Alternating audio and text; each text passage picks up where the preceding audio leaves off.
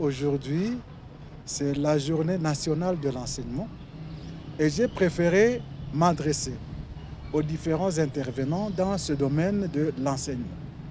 Le message portait principalement sur la situation de l'enseignant que je voudrais être amélioré. J'ai essayé de réfléchir et je me suis dit, l'enseignant, c'est l'acteur principal du développement d'un pays.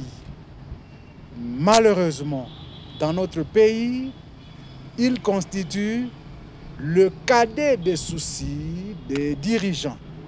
Qu'est-ce que je veux dire? En parlant de l'enseignant, je parle de l'enseignement parce qu'on ne peut pas avoir un enseignant qui travaille, qui produit un travail de qualité si il n'a pas les matériels adéquats, les infrastructures qu'il faut, les moyens financiers qu'il faut, je voudrais parler du salaire et d'autres éléments d'encadrement. Malheureusement, ici chez nous au Congo, comme j'ai essayé de les démontrer dans mon message, le métier de l'enseignant, ce métier-là, socle de tout développement d'un pays, est relégué à un métier de la honte. De la honte comment? Et pourquoi? Je constate que le budget alloué à cette activité, très important pour le développement de notre pays, c'est un budget également de la honte. Imaginez-vous une activité très importante comme l'enseignement. L'enseignement qui est la base de tout. Parce que si tu réfléchis un peu, si vous réfléchissez un peu, vous trouverez que et les politiciens, et les médecins, et les ingénieurs, et les autres qui participent, qui sont censés participer au développement du pays, sont passés par la main de l'enseignant. C'est cette main qui les a façonnés. Malheureusement pour nous, malheureusement pour eux, malheureusement pour notre pays, ce métier-là est relégué à la dernière place, au point de devenir un métier ridicule.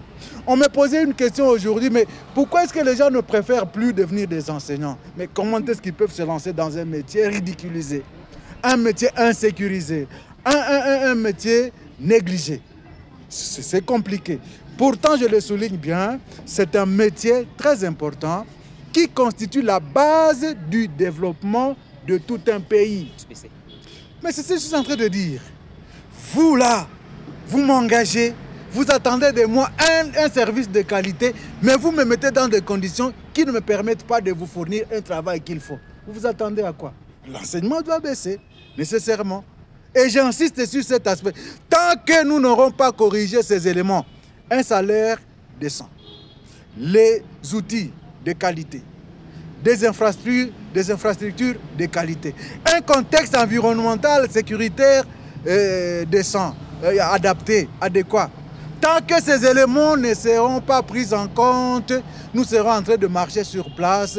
Et chers amis, autorités, autres Congolais, écoutez-moi bien, nous ne serons jamais développés. Il y a des pays qui ont compris cela. Et ils vont jusqu'à la moitié de leur budget qu'ils allouent à l'enseignement, 50%.